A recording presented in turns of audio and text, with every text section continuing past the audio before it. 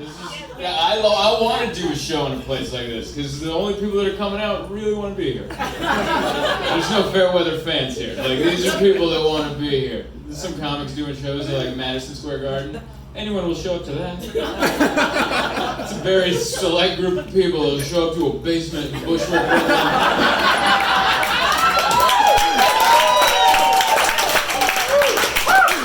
Those are the people I want to do comedy for. I'm good now at being rich and famous. I'm good with this. This is good.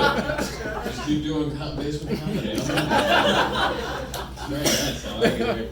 It's fun traveling. I like going to places I can pronounce. It's big for me, you know. New York City, New York. I've been killing it all week. No one's corrected me once. Last year, December of last year, I was in Louisville, Kentucky. I got hired to do a company Christmas party in Louisville, Kentucky. It was for a company that made motorcycle parts. It was like the most gruff men on the planet. And they're like, who do we get to entertain the manliest men on the planet? This guy. This guy flew me over from San Diego. And I was excited to be there. I'd never been to Kentucky, never been to Louisville. I was excited. And I went on stage. It was a big room. It was 400 people. It was a big Christmas party event, you know? And I went out there, I'm like, hey, it's so good to be here in Louisville. And I had 400 people immediately go, it's pronounced Wool! It wasn't like a happy, like, hey, why don't you try it this way? It was a very angry, Wool! And I was like, look, I am so sorry, Louisville. I apologize. And they're like, it's Wool! And I was like trying, like, Wool? And they're like, Wool! Wool! And then finally I'm like, I quit, I can't do it, alright? I think I have too many teeth. I think I keep slowing down this conversation. I got too many of these pearly white roadblocks in my face. I might not be able to go full wool! I'm glad you guys enjoyed that, because they did not. I had a room full of jack-o'-lanterns sneering at me. It was tough to come back from. I bombed for a whole hour. It ruined their Christmas party. I felt so bad about it. Like, as a comic, when it's not going well, we're still optimistic up here. You're like, all right, I'll get them with the next one, you know? But I could see in their eyes, they're like, no, we remember how you started. We're going to remember to hate you forever.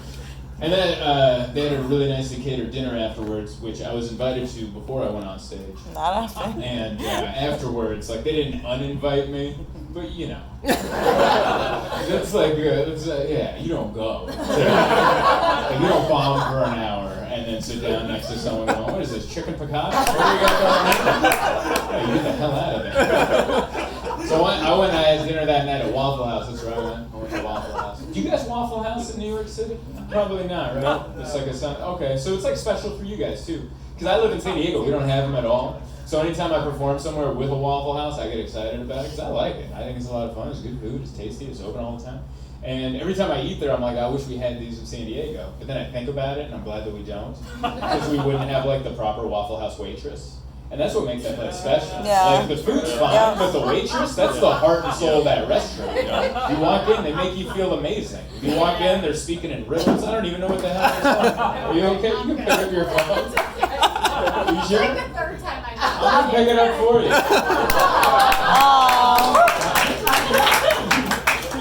This is a DIY show. I'm going to lead you into the building. I'll pick up what you drop. Yeah, I love the Waffle House lady. The Waffle House lady makes you feel great. She's like the life coach of the South. She like butters your biscuits as you walk in. You know? She just makes you feel wonderful. And they speak in riddles. I don't even know what the hell they're saying. Like, I walked in, I looked like I was a little too excited to be there. I don't even know what this means, but she's like, oh, we better get him a seat quick. He's shaking like a dog about to pass a peach seed. And I was just standing there going, I have no idea what that is. But I do feel welcome. I did feel welcome. And then they sat me up at the counter, like where they make all the food right there. And 2 seats down from me, there's a dude. He looked like he just got off his shift at work. He looked like he had a pretty rough day. And she came by, brightened his day, all right? He's feeling awful. She comes by, fills his coffee, and goes, hey, buck up. Life can't always kick you in the dick. And I was over there going, who is this woman? Because I think I'm in love. That's a ride or die, you guys. Everyone's out there looking for their ride or die. That's a Waffle House waitress. That's not not somebody else. You can't be with someone just like a 10, a gorgeous person. You can't come home to someone gorgeous like, hey, we gotta go live outside for a while. They're gonna be like, oh, I don't. Well, good luck to you out there. That Waffle House waitress, she'll be out there with you, living in the bushes, sharpening butter knives, making weapons. That's a ride or die. So this is how it all started. I did a show at a club, and then I was gonna meet some friends downtown, so I ordered an Uber. And when he showed up, this I should have known he didn't speak any English. Like when I got in, he goes, "You're going home?" And I'm like, "No, I'm going to the Crocodile Cafe." That's the bar I was going out to. I'm going to the Crocodile Cafe. And he responds with, "You're going home." And like, I was gonna correct him, but I was like, why? I don't care if he thinks I live there. Just take me to that thing on your phone. So I was like, yeah, I'm going home. Whatever. And then he goes to take me there. We pull out, and his phone starts yelling directions at him in a language I've never heard in my entire life. And I was like, oh, that's interesting. That's cool. I don't need to know what it's saying as long as he understands it, and as long as it's taking us to the Crocodile Cafe / my house. We're good to go. So I'm not paying attention. I'm on like Twitter or something, just doing my business. And I'm in the back, and we're on the freeway. I just feel like we stop. And I look, and we're on the freeway. Going 0 miles an hour at midnight, and I start screaming, we're all gonna die! But that meant nothing to him, because the only English he knows is "you're going home." That's all he knows. So nothing was connecting. I'm screaming like, it's not gonna be a fun accident, all right? It's not gonna be a high five and a giggle. There's gonna be a fire. It's gonna be a bad accident. And he points at his phone he's like explaining why he was stopped, and we're on the freeway, and there was a fork in the road ahead. And he was going, I don't hit it. And I'm like, you gotta make that decision, dude. You gotta make that call on the run, all right? You don't stop to make that decision. You just pick one. And guess what? If you pick the wrong one, it's cool. We'll get a second chance. We'll be able to fix this. But you know how we won't get a second chance? If we get clouded from behind, because you're doing 0 on the freeway. It's not gonna be a fun accident. There's gonna be a fire, all right? It's gonna be bad. So then he finally starts moving, and he gets me to the bar, and as I walk into the bar to meet my friends, the first thought I had was, I should have just driven drunk. Which I know is wrong. Listen to that. Of course that's wrong. But I don't care how much I had to drink that night. I wasn't drunk enough to stop on the freeway. I might have hugged the other lane a little, but I wouldn't have brought it to 0 and looked at that thing and like, well, I'm befuddled. We're not going anywhere. No one's going any damn place, so we'll figure out this parking road situation. Sometimes you gotta do it yourself. It's crazy. I take Ubers all the time. And that's where my buddy Dane comes into this situation. Now put yourself in his shoes. You're just in this Uber, you pull up to some guy's house, and a grown man runs out with a big knife handle sticking out of his chest. I slipped and fell on a giant kitchen knife. And instead of calling an ambulance, he called an Uber. And my buddy goes, you need an ambulance. And he's like, yeah, those are expensive. You're going to go ahead and take me to the emergency room. And my buddy's like, but you're bleeding, dude. You're going to bleed all over my car. And he goes, don't worry, I already thought of that. I brought a towel. He pulled out like a little dish. This is a beanie. But he pulled out a dish rag. And he goes, you see, I'll be able to dab up any of the seepage. We're going to be okay. And I think at that point, my buddy was in shock because he let him sit down. And as they go to pull out, he gets a few blocks down and he looks at his phone and realizes this guy in the back, he didn't order a regular Uber. He ordered an Uber pool. Now,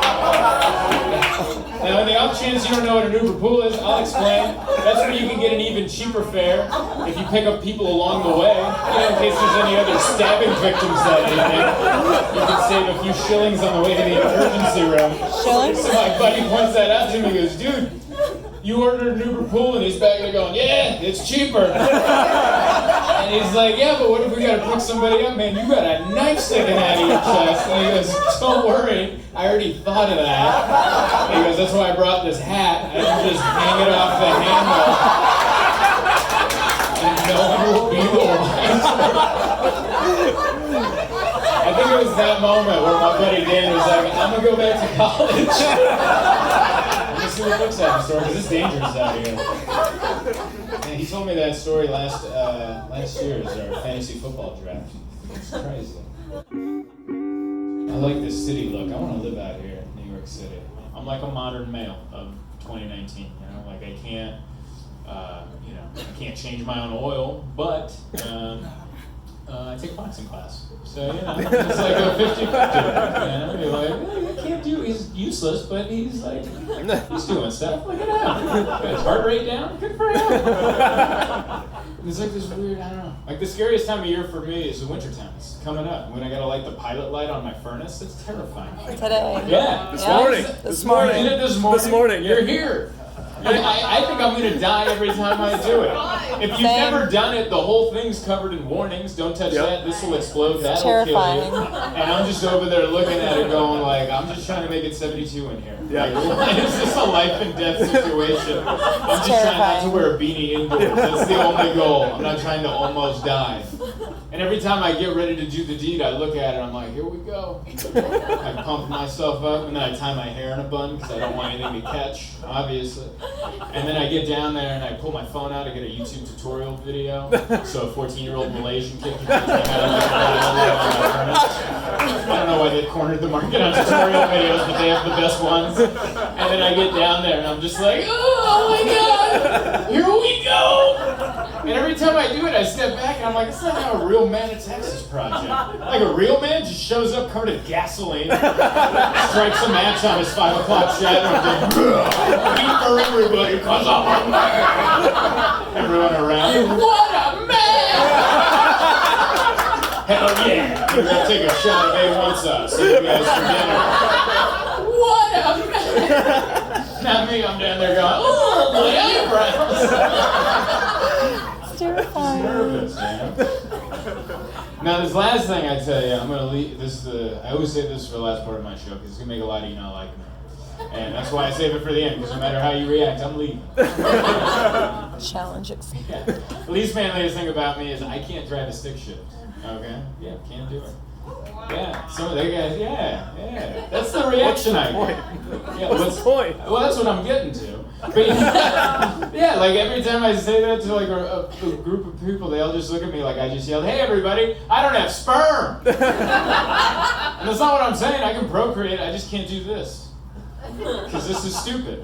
You know that this is stupid, right? You don't have to do this anymore. You don't. They make new ones where you don't. Just hands-free driving. You don't have to do this. Like, what, are you also still churning your own butter? You don't have to do this anymore.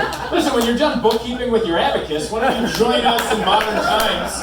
You don't have to drive like this. There's no way you prefer it. There's a third pedal and a stick. Woo! Let's go for a leisurely drive. Look at us. Hell yeah. Nope, can't high-five you now. I'm busy as hell over here. Look at me. What's that, a hill? Nice. Let's figure that out. That should be easy.